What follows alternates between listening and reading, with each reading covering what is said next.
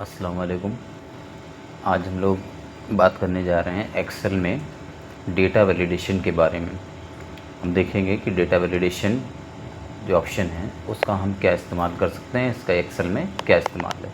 तो data validation tool जो है हम तब इस्तेमाल करते हैं एक्सेल में जब हमें ये रिक्वायरमेंट होती है कि कहीं पर हम कोई ऐसा डेटा लिख रहे हैं जिसमें हम चाहते हैं कि जो लिमिटेड चीज़ें हम चाहते हैं उस तरह की वो चीज़ें लिखे, या कोई पर्टिकुलर टाइप है हम चाहते हैं इसी टाइप का डेटा इसमें लिखा जाए, इसके अलावा कोई डेटा ना लिखा जाए, या कोई लिस्ट है हम चाहते हैं इस लिस्ट के अलावा कोई और डेटा इसमें ना लिखा जाए। यानी कि हम कुछ डेटा अलाउ करते हैं और कुछ डेटा उसको नॉट अलाउ करते हैं, यानी कि वो डेटा नहीं लिखा जा सके। तो इसी के लिए हम लोग इस्तेमाल करते हैं डेटा वैलिडेशन नाम के ऑप्शन का।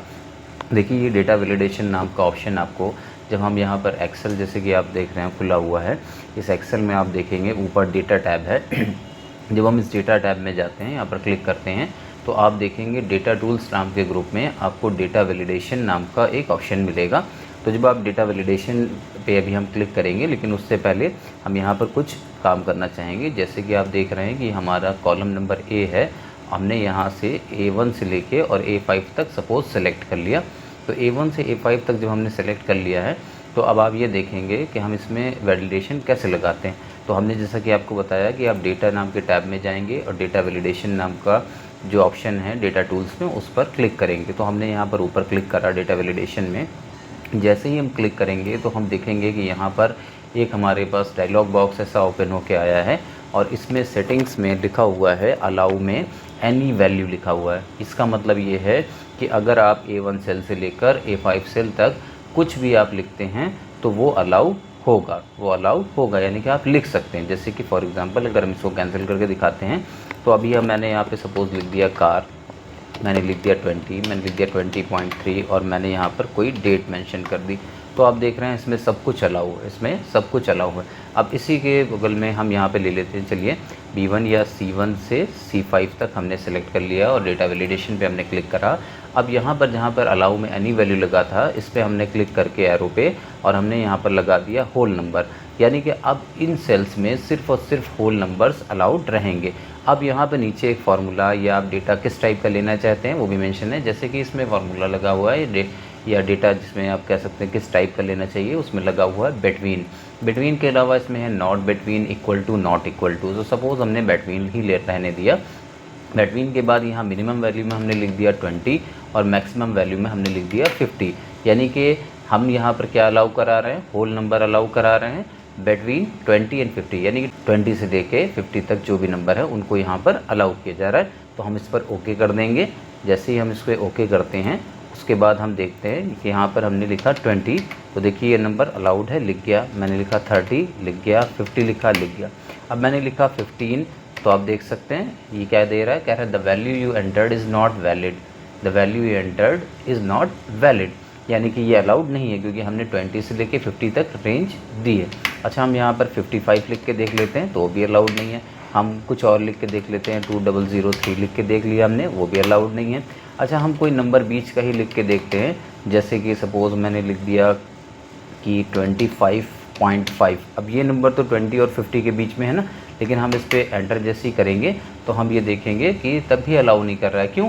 क्योंकि इसमें दो रीज़न्स हैं। एक पहला रीज़न तो ये है कि नंबर होल नंबर होना चाहिए और दूसरा रीज़न क्या है कि 20 से 50 के बीच में होना चाहिए। तो जो पहला रीज़न है वो कॉज बन रहा है यहाँ पे, मतलब पहला रीज़न जो है उसकी वजह से ये नहीं हो रहा है कि 25, पहली कंडीशन की वजह से कि 25.5 क्या है, होल नंबर नहीं है, ये डेसिमल वैल्यू है। तो आप समझ गए होंगे कि क्या होता है यहाँ पर डेटा वैलिडेशन का मतलब क्या होता है। अब हम डेटा वैलिडेशन में थोड़ा और आगे बढ़ेंगे और चीज़ों को भी सीखेंगे। यहाँ पर जैसे ही आप देखिए रिट्राई पे क्लिक करते हैं तो आपको फिर से ऑप्शन देता है, आप चाहे कोई नंबर बदल के लिख सकते हैं, अदरवाइज़ उसको कैंसिल भी कर सकते हैं। इसी तरह से हम आगे बढ़ते हैं। हमने सपोज़ E1 से लेके और E4 तक या E5 तक हमने सेल सेलेक्ट कर ली और हम डेटा वैलिडेशन में गए। यहाँ पर हमने एनी वैल्यू पे क्लिक करा और क्लिक करने के बाद यहाँ पर जहाँ पर होल नंबर था इस बार हमने डेसिमल्स का इस्तेमाल करा और बिटवीन लगाया और मैंने कहा 20 से 50 के बीच में, 20 से 50 के बीच में बिटवीन फार्मूला लगाया और यहाँ पे क्या कहा डेसिमल वैल्यू, या अगर आप चाहें बिटवीन ना लगाना चाहें आप लिख दें ग्रेटर देन, यानी कि ग्रेटर देन 20 से बड़ा कोई भी नंबर हम ले सकते हैं और डेसिमल वैल्यू भी हो सकती है। अच्छा, यहाँ पे देखिए एक टिक भी लगा रहता है इग्नोर ब्लैंक का। इसका मतलब ये है कि ब्लैंक्स को ये इग्नोर करता है, नहीं तो ये उस पर भी ऑब्जेक्शन करता। तो हमने इसको जैसे ही ओके करा, अब हमने यहाँ पर एक लिखा जाके कार, मैंने लिख दिया बाइक, स्कूटर मैंने लिख दिया, ट्रक और मैंने लिख दिया बस। ठीक है, मैं ये चाहता हूँ कि ये जो लिस्ट है, इन लिस्ट के अलावा कोई और अपनी कोई भी चीज़ इंसर्ट ना कर सके। तो हम यहाँ पर आए और हमने क्या कहा, B11 से लेके B15 तक मुझे ये चाहिए, यानी कि इसमें ही ये इस्तेमाल होना चाहिए। यहाँ पे मैं वैलिडेशन लगाना चाहता हूँ, अप्लाई करना चाहता हूँ। मैं डाटा वैलिडेशन में गया, यहाँ पर मैंने क्लिक करा। क्लिक करने के बाद एनी वैल्यू को हटा के मैंने यहाँ पे लिख दिया लिस्ट। जब लिस्ट पे कर देंगे तो ये सोर्स मांगेगा कि आपकी लिस्ट का सोर्स कहाँ है। मैं इस पर क्लिक करूँगा, इस बटन पे, और इस बटन पे क्लिक करने के बाद यहाँ पर मैंने ऐसे कार से लेके बस तक सिलेक्ट कर लिया। वापस इस बटन पे जो क्रॉस के नीचे बना है आपको दिख रहा है, इस पर मैंने फिर से क्लिक करा और यहाँ पर हमने ओके कर दिया। जैसे ही ओके करा तो आप देख सकते हैं यहाँ पर देखिए कुछ एरो टाइप का बन के आ रहा है।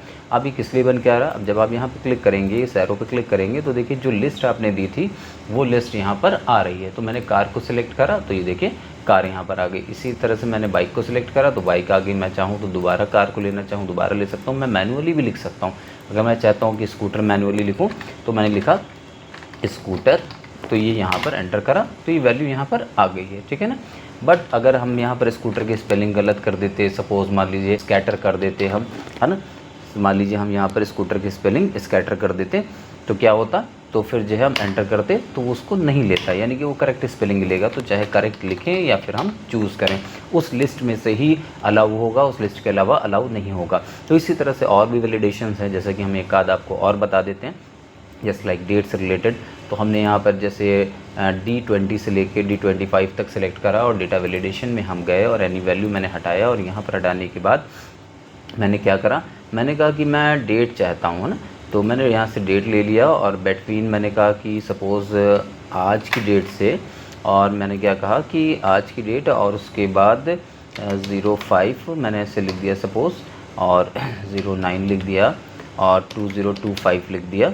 ठीक है, तो ठीक है, जैसे कि आप देख सकते हैं कि मैंने कहा कि एक पर्टिकुलर कोई डेट ले रहा है, उस डेट से और इस डेट तक कि 058 मतलब 5 अगस्त 2025 से लेके 5 सितंबर 2025 के बीच में मैंने अलाउ करी है डेट, उसको मैंने ओके कर दिया।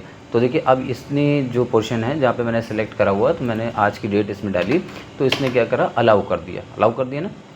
फिर उसके बाद मैंने कहा चलिए एक और डेट डालते हैं, और इसमें मैंने यहाँ पे सितंबर या अगस्त न डाल के मैंने 10 डाल दिया, अक्टूबर डाल दिया, और मतलब अक्टूबर मेंशन कर दिया, सॉरी। तो यहाँ पर मैंने जैसे ही एंटर करा तो ये क्या कह रहा है कि दिस इस ये the enter value is not valid, ये वैल्यू जो है आपकी वैलिड नहीं है।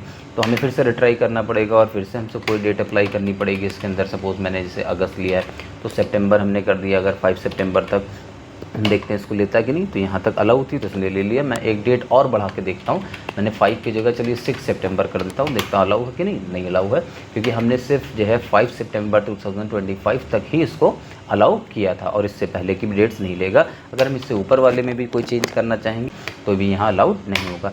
तो उम्मीद करते हैं कि ये सब चीज़ें आपको अच्छे से समझ में आ गई होंगी। चलिए